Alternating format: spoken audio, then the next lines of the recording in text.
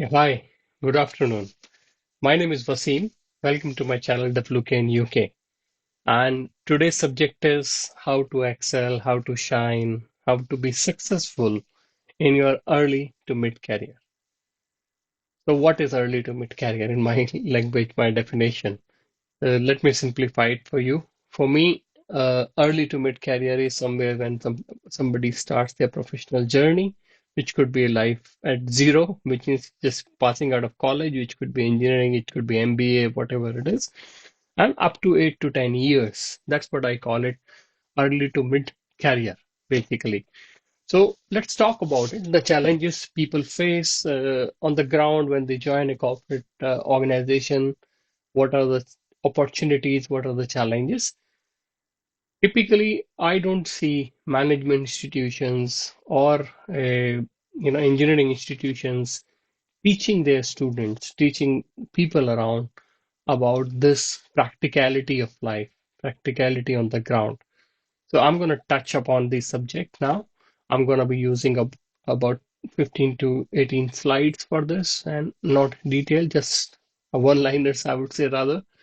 And why I'm able to explain this to you, that's also important. Most of you know me. I lead an organization called Productiva Group. I'm based out of London, UK. We are in multiple countries today. We started and originated from Bangalore, but we expanded very quickly. We have a very good setup in US, UK, and an office in Dubai, complementing our entire journey. Now, I do executive search. So day in, day night, we need to speak with people. We need to understand their views and we learn a lot from it. And we also guide them a lot. That's a journey which we come across. We are quite a decent size. Perhaps you can call it a mid-sized organization.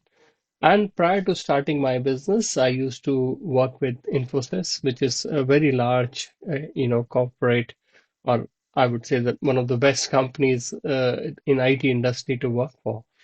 So I worked in a sales leadership role. That was my last job, and then I started my business. So with that experience and strength, I'm going to talk about this 15 to 18 points. So welcome to the channel once again. Let's start. So my first slide, which I'm going to talk about is be the change you want to see in the world. And I'm quoting Mahatma Gandhi here, none other than Mahatma Gandhi. So be the change you want to see in the world. What does it mean? I'm giving a precursor here. I'm going to talk about it in a very simple way. If you are not ready to change, you cannot change anything else. So be the change you want to see in the world. If you're going to preach somebody, if you're going to tell somebody, you know, start getting up, let's say 5 o'clock in the day, a lot of people do that, by the way. Start getting up 6 o'clock in the morning, stop smoking, do things, do this, do that, and you don't apply this to on yourself, and you're expecting the whole people to change because of your information or which of guidance whatever you're trying to give. I think you're wrong. So as Mahatma Gandhi says, and I truly believe in it, be the change you want to see in the world. My first slide then is when you are in a first job or second or third job, early career, first thing you need to do is be attentive. Yes, be attentive. Observe, listen, notice, adopt the culture. What do we mean by this? So typically, I always recommend and suggest when you're in your early career, whatever profession you could be in, you could be a chartered accountant, you could be a procurement person, you could be a salesperson, you could be a techie. I think in your early days, you need to keep your mouth shut, keep your everything else open, ears, nose, eyes, everything you need to be soaking in. You need to become a sponge. So observe, listen, notice, and adopt the culture. Now, this is a very simple word, but very meaningful thing here, the culture. And unless you observe, you will never understand the culture. And let me tell you, every mid to large organization is followed by a very strong culture. And I have seen it. I've worked with very large corporates like, Infosys, Polaris. These are very large organizations. Even today, I work with top three SIs in the world. I work with several top banks. We work with global advisory and big three consulting firms. So I have seen it very different cultures in these countries and these companies. So for instance, I have seen an organization wherein if a boss is sitting in an office, let's say till 7 p.m., everybody is sitting on their chair. Everybody is just moving and acting as if they're working very hard. The boss leaves by 7, bingo. 7:15, you will not see anybody sitting in the office. Almost blank. And it goes on and on. People sit 9 o'clock, 10 o'clock.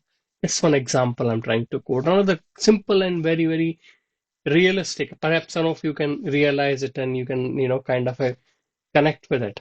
A culture is that people come to office very early and they just relax a little bit here and there, and then 9:30 they start calling other friends. Let's go for a coffee. Let's go for a breakfast. Let's go for a coffee. And they gather around 4 or 5 people, a gang, and this goes on 24 by 7, 365. Every day they work. This is the culture. They will call lots of people along with them. And instead of just having a coffee, which could be a 5 to 7 minutes or 10 minutes break, they make it to 30 to 45 minutes break. And they go on and they keep calling people and they keep finding places, new places to do this.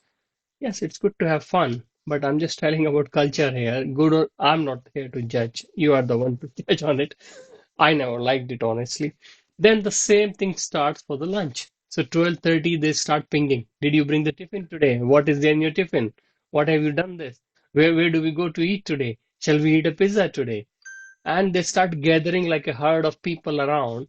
And by the time it is 1 o'clock, they gather 6, 7 people. 2 or 3 of them will have lunch, some of them lunch boxes, some of them will go out and eat. And they continue this process. And what happens? What is the result? Result is instead of having a 15, 20 minutes, half an hour lunch break, they make it to 1.5 hours of lunch break. Then what do they do next? Guess what? 4:30 again, bingo, coffee break. Let's start calling people. Hey, where do we go for this coffee? Do you want to eat something with that? Did you hear that, the new snacks which has come across? And again, they keep calling people. They go for a coffee break. Instead of making it a 10, 15, 20 minutes coffee, they make it large, 30 to 45 minutes. What happens in the end? What happens in the end is that you suddenly hit 6 o'clock and you see what you're supposed to do. One, two, three, four, five, six. All your things to do is pending. Maybe you've done 50% of it. Then you suddenly realize, oh, now I have to sit on my chair and finish this work. And then you keep slogging in till 8 o'clock, 8:30. You reach home at 9:30, 10, whatever time it is possible. Most part of the day is in your week. And your family says, my God, your company is very bad. They really suck the blood out of you. They take lots of work. Trust me, this is the culture I have seen in many large organizations. Unfortunately, we started liberalizing a lot of policies, a lot of monitoring, and there's hardly somebody monitoring all these things. It's not good for professionals. It's not about, you know, having a policing around it or squeezing their time inside. But I believe it's not about the number of hours we spend in an organization, but it's what we do in those hours. So this is another type of culture I talked about. So I gave a couple of examples about culture. But these are the things which we need to observe and adopt the positive side of it. That's what in a first job. So my first slide, my first discussion is about be attentive, observe, listen, notice, and adopt the positive culture. So that's how I wanted to start. Now, my second slide is about how, who, why. So, most of the time, we are stick to a job. I mean, I might have joined as a Java programmer, I might have joined as a sales manager, I might have joined as an accountant. So, I know everything about my role, about my job. But do we really try to learn that how does this company function? Who makes a difference here? Which department? Who's the person? Who are the key people around it? And why something happens the way it happens, why the processes are like that. So this is very important to understand what are the what actually business we are in, what kind of a departments are around, who are the key stakeholders, and we need to sync up with this ecosystem when we join an organization. We can't just think that okay, my job is to do this ABC I'm a UI UX designer. I don't care what happens in the back end. No, we need to start at least connecting with them. It's very important to empathize what other people go through. Many a times I have seen as a salesperson, we used to have a department which decides on our deals. In the sense, if I'm making a RFP response and giving a proposal of, let's say, 5 million, so there is a number which comes that why it becomes 5 million, why it can't be 4.5 or 5.5. There is a team behind which, kind of a work around the numbers and see what should be our per day charges, what should be our licensing cost for this particular client, depending on their country, geography, whatever it is, and the number of possibilities of buying things. And we keep pushing them, boss, my RFP response date is tomorrow, why are you not replying? And we keep bombarding them. Same goes with the legal teams, that why are you not clearing this draft? But have you really tried to understand that what kind of a work pressure they are in, what kind of a challenges they face across? And I accidentally or incidentally learned this. There was a huge contract negotiation, multi-million dollar deals in Africa. And I went across and I sat down with this lady in legal, and she was not clearing my document after chasing for 2, 3 days. And I was so irritated. Client wants to sign. They have sent their agreement. My team, everybody in says, yeah, yeah, everything is okay. But this legal is not clearing it. And I was really concerned. So I went and sat down with this lady, and she said, can we go out for a coffee, Wasim? I said, I would love to have. Tell me what is the challenge. So we actually came out of office. And then she told me what she's going through, what kind of how many challenges there are. There is an American contract with a large contract, more than $100 million contract, which is lying on a table, and they are rigid. They are not changing a single dot in the entire contract, and that is means backing back and forth with the client, and pressure from all over. Even the CFO is chasing her because it's a critical thing. But something goes wrong, her job is on the hanging on in between. So these are the kind of things when we sit across and talk to the people, understand their challenges. So you can empathize with them better, and they also start understanding you and start even doing a positive favor towards you because they feel that, yeah, Wasim understand us. So I have seen very good success because of this. I think we should start not just limiting ourselves, but start going out and talking to the people. That's very important. My next slide is impact later. I know this is something a lot of people can question. What is Wasim talking about impact later? Because the psychology is when we join a new company, we want to go there with a big bang. Yes, everybody should say, oh, what Wasim has done, man, what a fantastic person Wasim is. And people have this kind of a expectation from themselves. Oh, I will go there and I will do this. I will be the only person known. I will be the best promotions. We go with lots of internal expectations. Nobody tells you that when you go to the job, you should do in 3 months this kind of a big achievement, 6 months you should do this, but we ourselves put ourselves in such a high pressure. So my suggestion to you all is impact later. First understand, learn, and then finally try to make an impact. Because what happens is, like, I'll give you a classic example. Again, my Infosys thing. So a lot of IIT and IIM, which is one of the topmost institution, I have huge respect, for them from India specifically. You can compare it to MIT of America, or UCL of UK, or Imperial of UK kind. So all these kind of institutions, we used to get a lot of MBAs and engineers, and they used to come and they used to feel that they are the best. Of course, one way they are one of the best. So they always used to have this kind of psychology that I will come and I'll make a big impact. I will do this, I'll do that. And in this hurry burry, in this rush, what happens is they start making a lot of internal distances among people, a lot of internal discomfort, a lot of a wrong word is enemy. A lot of people start disliking them because they come with a lot of push. No, no, I want it today. No, no, no, no, you're not explaining this to me. My job is this. Boss, we all understand you. It is your job you're supposed to do. But do you really understand what is my job? So I believe we need to start understanding the whole professional atmosphere first, learn around it, and then finally try to make an impact. So it means taking everybody together and then think of what you can achieve better. So that's what about impact later. My next slide is about go old school. I know some of you may say, what is Wasim talking about again? Well, go old school means to me, it starts with something like this, a diary. Now, if you ask me, as you can see, every day I'm writing, and this is really old school. I've seen these days people taking notepads, they are having iPads, and they just keep writing on it. Not bad. I mean, whatever the way you want to do it. But I believe notepad or a diary and taking notes is very, very important thing in your early career.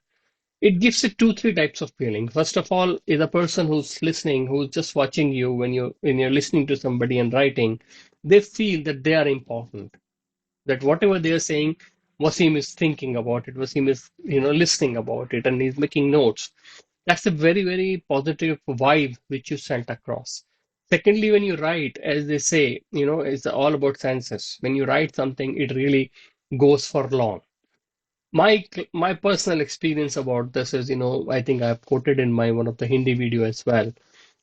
In Africa, I remember my Africa days, perhaps in 2009, 2010. I don't remember the year precisely. So it was a bank in East Africa in Kenya, and I was sitting with a bank CIO. Or I think he was the director of operations of CIO. IT was under him. So and we were discussing about buying licenses and some services around the product which I used to sell, banking software. And we agreed on some kind of a pricing. I said, okay, Mr. So and so, and if you want to buy 1,000 licenses in next quarter, this is what the price will be. And we agreed on it. If you want to buy internet banking licenses, this is what the price will be. He wanted some services around treasury and some trade finance, some customizations, and some 10, 20 reports to be developed. And we agreed on a per day cost and all. He says, I'm just budgeting it. And I don't know, it will take 1 week, 2 weeks, 3 weeks, 4 weeks, whatever it is. So, Wasim, when you come back next trip, and I used to be like 3.5 weeks in a month in Africa, in some country. And I'm very widely traveled in Africa. So I said, fine, so Mr. So and so. And I went back. And of course, I made a notes. As I said, that I have a diary. Honestly speaking, uh, you can just literally ask me, and I can challenge this. You can say last 25 years of my career, I started with the year 2000. You can just ask, for instance, May 30th, where were you, Wasim? And of course, on the fly, I can say I was in Tokyo that time. That was my first ever international trip from Bangalore. I went to Nagoya first to deal with Fujitsu Siemens, and then from Nagoya, I used the bullet train and came to Tokyo and stayed there for 2 months. So largely, I can say I was in Tokyo, but I can literally pull up a diary and can say this date, this time, where I was sitting in. So I not here, but at least in my Bangalore office, and I can just pull out a diary and can tell you which date with whom I was discussing and negotiating. So I went back the same Africa story I will come back to, and I discussed with CIO, and somehow CIO had some confusion. He said, no, no, Wasim, we agreed on this price. And his price was like $50 or $100 less than what we agreed per license. And same in you know, services also, there was a little bit of conflict. And I don't know what to do. Can you really argue with the client? But this was a discussion. And my diary came to my rescue. I literally pulled out the date and I could explain to him, you see, Mr. So and so, this was what we discussed that day. And you can see there is no overwriting here. There is no different color of pan ink. And honestly, in less than a minute, he immediately picked it and he understood. He said, no, no, Wasim, sorry, I was wrong. So sometimes these things go very long way and very fruitful, like I was lucky in this. And it just doesn't restrict in writing only. Gold school also means is when you go and meet somebody, always when you go back to your desk, at least the same very day, you need to write a summary. You need to write a summary note. Oh, Mr. So and so, it was pleasure meeting you. We discussed about the future licenses. We talked about the services around, in Treasury. We talked about internet banking licenses. We talked about some report customizations. And I have already given you a quote, and we'll come back and discuss in detail. So this is how I call it a closer mail. So these are some of a very old school stuff, but goes long way. And especially in early career, I believe this is something which you should not miss. Okay, moving on. Again, I wanted to summarize this, right? What should not be forgotten. It's a nice quote I found somewhere. Honestly, it's not what I have written myself. So write what should not be forgotten. When you write something on a diary, this is what it comes true. Write what should not be forgotten. Next slide is office politics. Everybody talks about it. Office politics, office politics, office politics. Everybody says, without politics, I cannot survive, I cannot grow, all these things. I would say you should avoid at any cost when you're in your early career, avoid at any cost, or mind it, or wait to be another victim soon. Office politics can be sometimes very positive, very lucrative, very attractive, but trust me, it's boomerangs. I have seen, in companies like Infosys, I have seen gangs. When I say gangs, there are people who speaks Kannada, there are people who speak Tamil, Malayalis, North Indians. There are people who are sports people, bike people. So there are gangs like this moving around across. There are Oracle enthusiasts, there are Java followers. So end of the day, they all keep each other in a closed loop and keep favoring. And it goes, our country is very vast, very large. So we have lots, long challenges. People talk about caste, religion, people talk about colleges. They are so fanatic about college that all the gang comes from this particular circle. IITians, for example.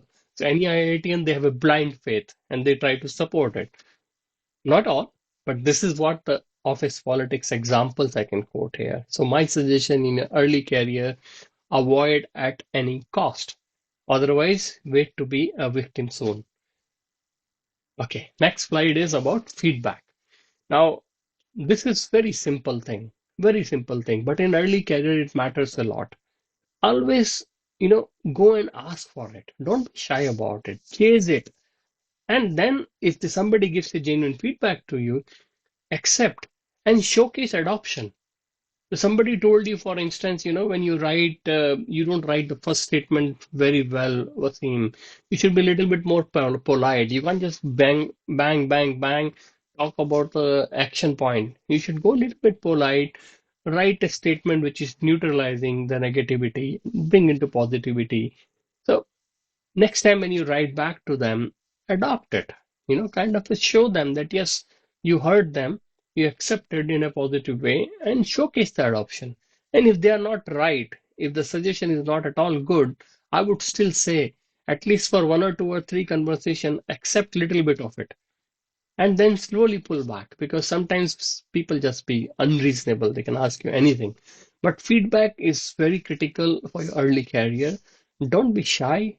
Ask for it, chase it if somebody doesn't give you, accept and showcase adoption. That's about feedback. Next is commitment. And this is something I picked up from Mr. Narayan Murthy, uh, Nandan Nilekani. They're the greats actually. And we have heard them and we have seen this culture, at least in Infosys, very well. Under commit, over deliver. So I'm kind of using the line which I heard all my life in Infosys. Under commit, over deliver. So if something you can do, for example, in 1 week, try to buy at least 8 or 9 days, and then try to surprise them by doing it in 6 to 7 days. So this goes a very long way. It can be applied anywhere. You're talking to a client, you're talking to internal, stakeholders of your organization, even in personal life. Always try to undercommit, over deliver. Next slide is take ownership. Now, this is something very personal to me. Honestly, I believe that your work carry your signature. If you write an email, if you write a white paper, if you make a presentation, it should show, oh, this has come from Wasim Khan. It should carry that aura. It should carry that soul of Wasim. People should remember, oh, Wasim came in. So I think that comes by taking ownership. So you may make mistake, you make wrong things, but how you go back, changes them, and then again showcase to them. And that is what I call it, taking an ownership. And always, read it at least once, if not twice, your emails. It's a very, very simple and silly mistakes people do. I have done it in my life. I've learned it by experience. So always, remember that your work carry your signature. When you write something, when you make a contract, when you make an agreement, when you make a presentation, make sure and remember it carries your aura, it carries your soul. Very important thing, taking ownership. Next slide is a very simple thing. No cribbing. There is so much of negativity around in the world. You just switch on the TV channel and try to watch any news channel. So much of negativity around the world. And here in professional life, we come across, oh, this company doesn't make a good coffee. They don't care for their employees. See, the shares are not very, healthy. It gives me backache. I don't know, this company doesn't do this, doesn't do that. The cleaner is not good. I don't find good smell in the office. Every day, people keep cribbing about it. Lots of people have this, they get into the shell of negativity and it brings other people down. It takes you down. People keep complaining that I don't get proper incentives, I don't get proper salary. First, then leave the job. Go find another job. What's wrong with it? A lot of people are looking for a good career professionals. So find a company which suits you or try to change things around you, you know. So I would say stay away from this negative energy people. Try to bring them to positivity if you can. Most of the times it's very, very tough. Just avoid these people and try to keep a distance with them. You know how much it costs to make to go and out and have a coffee of your choice. You can go to Starbucks and have a coffee. In UK it costs about £4 average. I'm talking about 3.759. It depends on the size and flavors. And in India also it is more or less same. But in India, the variety is huge. You can get a coffee in, you know, 50 rupees and it goes up to no limit, 1,000, 2,000 also you can get a coffee. But how many coffees you take in a day? Maybe two or three. And you have 20 working days. How many you will have? You will have maybe 80 coffees in an entire month. Can you not afford it? It's just such a petty thing. But if we keep talking about these small, small things, and we don't count the blessings, we don't count the positivity which company has given to you, a name, a good experience. So it goes in two ways. But I believe these things are very petty. So if you want to crip about something big and talk to somebody who can make a difference. So no cribbing. That's a very important slide from me. Next is again very, very personal for me. Trust. I have seen these days people have stopped trusting their colleagues. People have stopped trusting their clients. In my personal life, I have seen there was a client again, somehow it is again a Nairobi-based client, and I was short of a number in a particular half year. In my company, Infosys, where I used to work, we count ourselves half year, not each quarter, because the banking software buying is like that. So I was short of number. And I know if I go with this particular number, and definitely my rating will go down and my promotion will have a challenge. So I called up my client. I said, Mr. So and so, I'm short of my numbers. Would you mind giving an advance order? I know next quarter you're gonna buy licenses. I'm short of close to $1 million. And trust me, that gentleman obliged.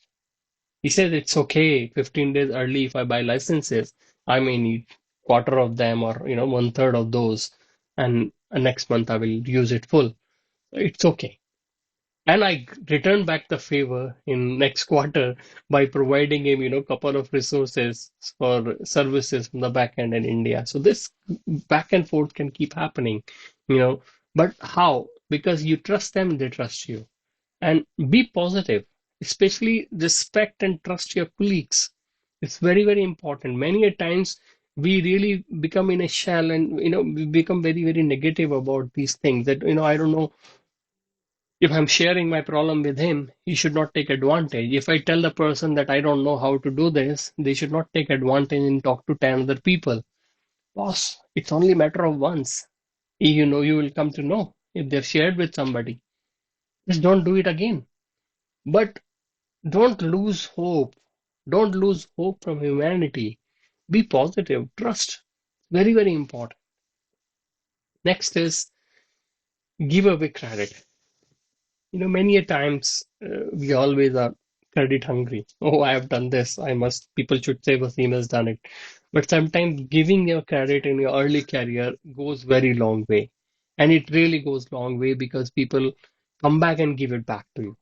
So in my very simple way, initial career, don't try to look for just the credit, rather work to satisfy yourself and it will make you a better person. Next slide is own your mistake. We all do mistakes. We all do mistakes. Many a times we do mistakes. We send wrong numbers. We kind of create a messy program. A lot of things we do, but we should own our mistakes. We should not just try to run away from it. Accept it and try not to repeat it. As simple as that. Next slide is work for yourself. Don't think that I'm working, then 10 people should come and say, oh, Wasim, good job done. If you're expecting this in your early career, I think you're wrong because lots of people just do not come and try to tell you that, oh, you have done a good job, good work, or they will fake it sometime. They will just say, good job, good job. But they actually do, they really mean it. So try to satisfy yourself. And I always tell my team, I have a large team which I run today, a multi-country, multicultural team, and I tell them, you know, you need to be better than yesterday. So today, for instance, is 8th of December. So you need to judge yourself. Are you better than 7th December, Wasim? What have you learned between these 24 hours? How can you say that you're better than yesterday? So always try to focus on some part of some amount of learning and see that you're better than yesterday. Some kind of a bad habit you get away or something like that. So always work for yourself. Don't think that somebody should praise and then only you should do things. Okay, my next slide is just ask. So it's just like feedback. Many times when a work is given to us, somebody will say, like for example, in executive search, oh, I'm looking for a high-tech sales center in East Coast. That's all the role counts. But if you don't ask, you will never get a clarity. If you don't get clarity, how will you deliver successfully?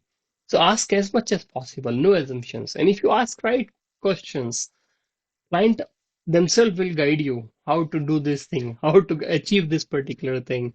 For example, you should ask for hiring manager, the targets, the last person who was on the job, whom you're trying to replace in my role. This is what kind of a relevant questions you can ask. So ask, very important thing. Relationships. Next slide is all about relationships. So we need to start developing in our early career a lot of network, socialize, and give genuine efforts to relationship. So spend never have a coffee or tea alone. Always try to spend this particular important time, personal time with somebody.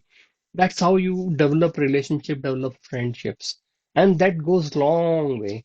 How many times I have seen personally, a client side, a person who was a junior person, he got promotion and joined some other bank, and then another bank. So this keeps happening in the ecosystem, and suddenly oh, instead of one client, you have now five clients. So relationship we all need to work upon. And we definitely need it for your mental health. We definitely need it for your growth. We definitely need it for our own satisfaction. So it's very, very important to network, socialize, and give genuine efforts to it. Some people are rigid, I know. That's okay. We can always leave some. Next is about punctuality. Yes, it's again a old school, but very critical habit to adopt for life. And I believe in market, if you go and talk to the people, a lot of people assume Indians are not punctual. But I think we have changed a lot in the last 1 decade. We need to be on time. We need to respect somebody else's time. And a lot of people tell you, my client used to tell me sometimes, sorry, I came late, I came late. But slowly they start realizing that this Wasim, if he says 10 o'clock, he's always there at 10 o'clock. And they start, following the whole routine. And my teammates used to say, in Africa, for example, Wasim, nobody comes in time. But trust me, if Wasim Khan is given an appointment, and if I have said to the bank or my client that this time I'm coming, everybody will be there bang on time. And I never forced it, but they see the punctuality. And I believe we should adopt this as a principle. It's very, very important because if you don't respect somebody's time, they will not respect your time. A very important subject as well. Next is presentable. I mean, I am a son of an army man. My dad was in army. My mother was a hostel warden. Uh, you know, I take it very seriously. We need to be presentable.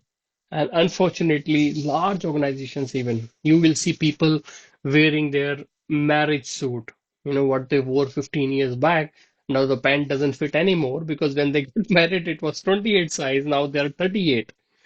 But coat somehow they hang on because they never exercise, so their body can still fit in upper side. And they wear the same coat and some kind of a random pant and goes for the so critical presentations. Trust me, it doesn't cost much. And it's very important to create a good impression. And as I said, I mean, in the whole presentation, if you see early, I talked about Japan. And I started my career with the first trip to Japan, and I had seen how impeccable they are. From the tie to the shirt to the suit to the belt to the shoe, everything is perfect the way they work. And I believe I spent early career there, so I learned a lot and I picked up some positivity from there.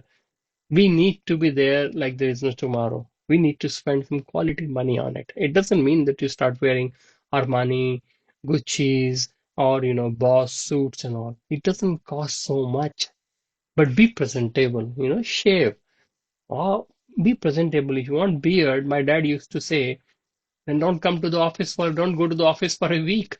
Have a proper beard and then go. If you want to carry a beard face, but be presentable. It's very, very important. I've seen people wearing weird shirt, not mismatching the suit, weird shirt, not matching the trousers, the belt has, very different kind of a color. Shoes have no idea. Sometimes they wear sports shoes and a suit. And I can talk about it all day. I hate this honestly, but hate is a very strong word. So idea is to be presentable. Next is master your craft. And this I especially tell my team a lot. Always be better than yesterday. As I said, if it is Wasim Khan, so it is Wasim Khan, 8th of December. You need to be better than Wasim Khan, 7th of December. Every day, how many times we watch some kind of a reel or some kind of a YouTube videos? I'm sure we watch a lot of stuff online. And I don't blame. This is how the world is moving. My kids and I see the colleagues around.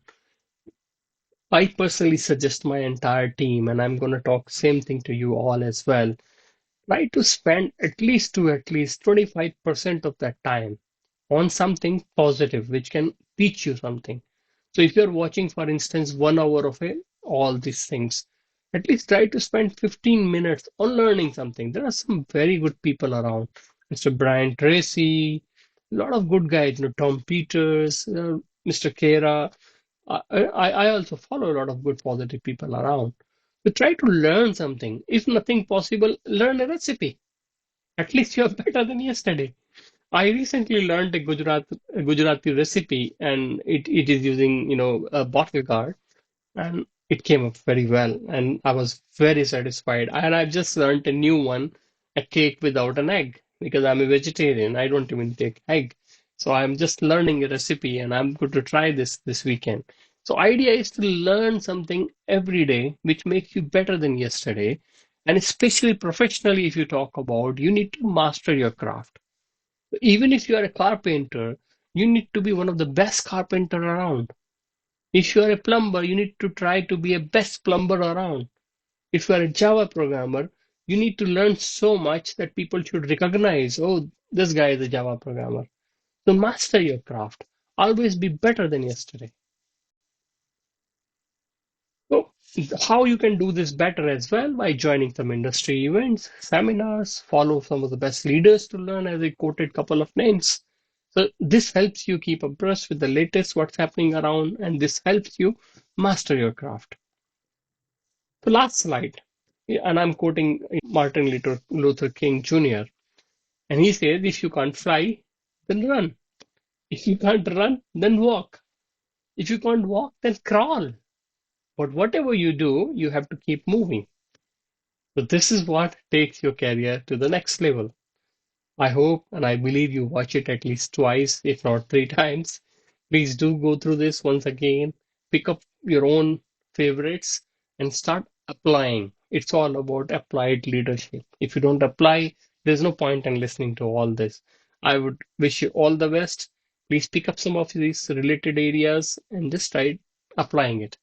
Feel free to comment and come back to me if you want to discuss anything further. Thank you very much.